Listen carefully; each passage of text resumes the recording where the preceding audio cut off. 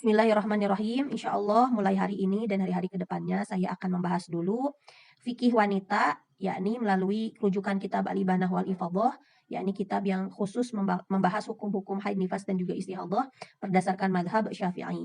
Dan kitab ini disusun oleh Sayyid Abdurrahman bin Abdillah bin Abdul Qadir As-Saqaf. Bismillahirrahmanirrahim. Alhamdulillahirabbil alamin hamdan yuafi ni'amahu wa yukafi'u mazidah. Wa sallallahu ala sayyidina Muhammadin wa ala alihi wa sahbihi wasallam. Amma ba'du. Faqad qala an-nabiy sallallahu alaihi wa alihi wasallam talabul ilmi fardhatun ala kulli muslimin.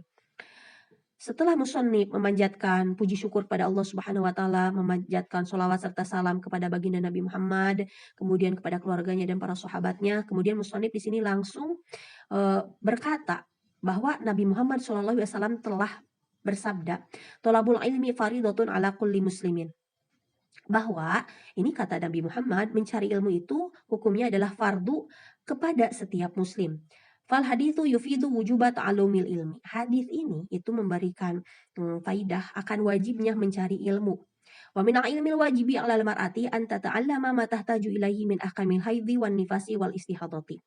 Dan sebagian dari ilmu yang wajib dipelajari oleh wanita, dan ini hukumnya fardhu ain untuk wanita. Artinya kalau tidak dipelajari berarti wanita tersebut berdosa karena hukumnya wajib atau fardhu ain, wajib kepada setiap wanita. Bukan hanya kepada wanita yang menjadi ustadzah saja, tapi seluruh wanita wajib mempelajari ilmu ini. Gitu. Nah, apa yang termasuk ilmu yang wajib dipelajari oleh wanita? Yakni mempelajari apa yang ia butuhkan.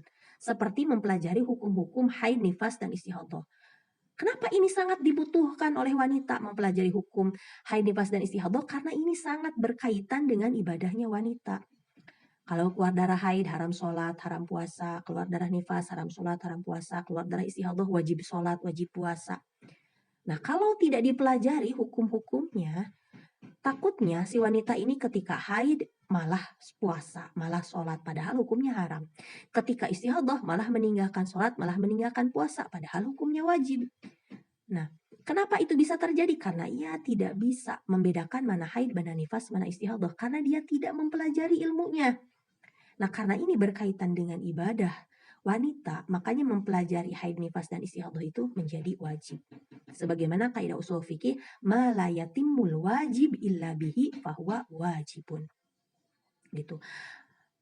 Perkara yang apabila tidak sempurna perkara wajib tanpa perkara tersebut, ya berarti perkara tersebut menjadi wajib. Ya, bagaimana mungkin seorang wanita ia bisa meninggalkan sholat ketika haid, tetap sholat ketika istihadhah, begitu. Bagaimana mungkin wanita bisa mengetahui itu dan menjalankan itu kalau ia tidak mengetahui ilmunya, gitu. Makanya mempelajari ilmu haid, nifas, dan istihadhah ini wajib atau fardu ain bagi setiap wanita. Fa in kana zawjuha aliman lazimahu ta'limuha wa ila falaha al-khuruju li su'alil ulama. Nah, apabila suaminya ini memang orang yang berilmu, ustadz atau kiai, maka wajib si suaminya ini mengajari istrinya mengenai hukum haid, nifas, dan istihadhah ini. Nah, wa illa bagaimana kalau suaminya bukan ustadz, bukan kiai, ya, bukan orang yang ngerti tentang ilmu ini? Maka untuk si wanita itu dia keluar dari rumahnya untuk bertanya kepada ulama, untuk mempelajari ilmu haid, nifas, dan istihadhah ini. Batajibu alaiha al-khuruju lisu'alil ulama. Bahkan hukum keluarnya dia dari rumahnya untuk bertanya atau mempelajari ilmu haid, nifas, dan istihadhah ini kepada ulama itu hukumnya adalah wajib. Wa yahrumu ala zauji ayyamna'aha illa ayyas'ala huwa wa yukhbiruha. Bahkan haram hukumnya ya bagi suaminya itu mencegah istrinya keluar. Kecuali kalau si suaminya ini dia yang akan keluar, dia yang akan belajar kepada ustadzah atau kiai, kemudian setelah si suaminya ini bisa, suaminya yang mengajarkan istrinya, baru boleh mencegah istrinya. Tapi kalau suaminya gak belajar, dia juga gak ngajarin ke istrinya, dia juga gak bisa, kemudian dia mencegah istrinya untuk belajar ilmu ini, maka hukumnya haram. Ya, tidak boleh suaminya bertindak seperti itu. Nah, kemudian bagaimana dengan kondisi misalkan di lingkungan kita tidak ada ulama, tidak ada kiai atau ustadz, tidak ada ustadzah yang mengajarkan ilmu ini begitu. Kalaupun ada yang mengajarkan jauh, misalkan adanya di daerah Jawa Timur, daerah Jawa Tengah gitu. Sementara kita tinggal jauh di perkotaan di Jakarta umpamanya. Kalaupun ada yang mengajarkan misalkan kecamatannya jauh, pokoknya terkendala lah oleh jarak. Kemudian terkendala pula oleh kesibukan mengurus anak dan yang lainnya.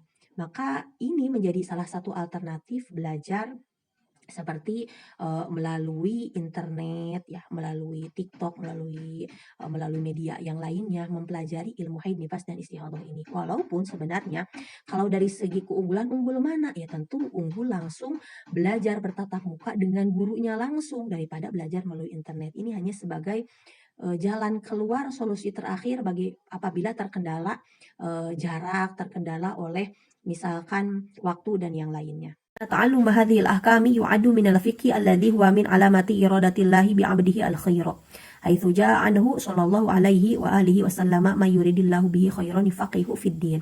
Kemudian sesungguhnya mempelajari hukum-hukum ini, yakni hukum haid, nifas dan istihadhah itu termasuk dari bagian ilmu fikih, yang mana apabila kita mempelajari ilmu fikih berarti itu menjadi ciri bahwa Allah menghendaki kebaikan kepada hambanya gitu.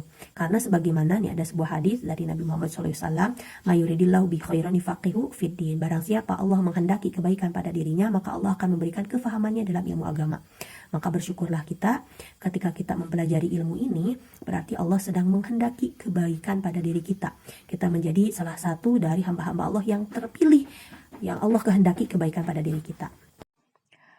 Wa musahamatan fi nasri ilmil wajibi wa tabligid da'wati a'daddu hadhihi durusal fiqhiyata fi ahkamil haidi wan nifasi wal istihadati. Dan sebagai bentuk kontribusi menyebarkan ilmu wajib dan menyampaikan dakwah, maka beliau ya pengarang kitab ini mempersembahkan kitab ini, yang mana kitab ini berisi pelajaran-pelajaran fikih yang berkaitan dengan hukum-hukum haid, nifas dan juga istihadhah.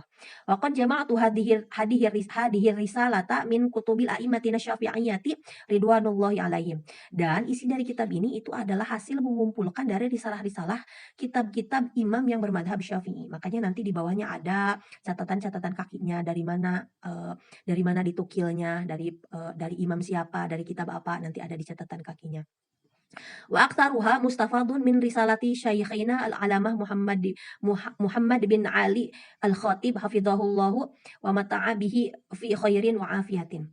Dan sebagian besar isi kitab Al-Ibanah wa Ifadhah itu kebanyakan diambil dari kitab gurunya, yakni Syekh Al-Alamah Muhammad bin Ali Al-Khatib. Tahat Mughlaqo Masailil Haidi, dan kitab ini yang membukakan permasalahan-permasalahan dalam ilmu haid yang sebelumnya ini sulit dipecahkan. Waqad qasamtu hadhihi durusa ila thamaniyati durusin kalaati. Dan beliau ini membagi pelajaran dalam kitab ini menjadi 8 pelajaran.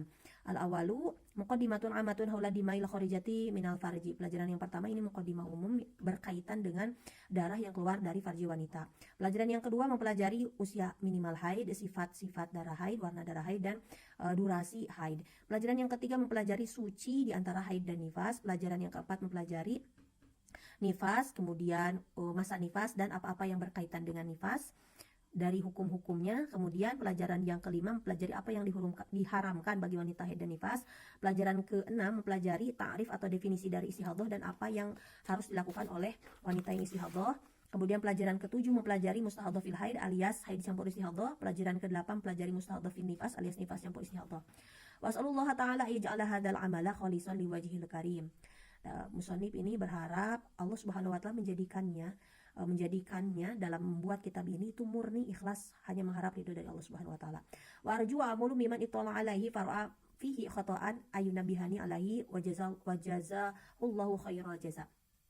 Dan beliau berharap kepada orang yang menelaah kitab ini kemudian menemukan ada kesalahan supaya mengkoreksinya, dan Allah lah sebaik-baiknya pemberi balasan. Waqad ana awanu syuru'i fil maqsudi bi'aunil malikil ma'budi ila darsil awali. Dan sebentar lagi akan memulai membahas pada pembahasan yang dimaksud tadi, yang 8 pelajaran tadi akan dimulai. Dan dengan dimulainya mempelajari pelajaran hukum-hukum nifas dan istihadhah ini, mari kita meminta pertolongan kepada Allah Subhanahu wa taala, Al-Malikil Ma'bud, Tuhan yang kita sembah. Semoga Allah memberikan kemudahan dalam mempelajari ilmu ini, memberikan kemudahan dalam kefahaman dan dalam mengamalkannya. Dan dimulailah pada pelajaran yang pertama.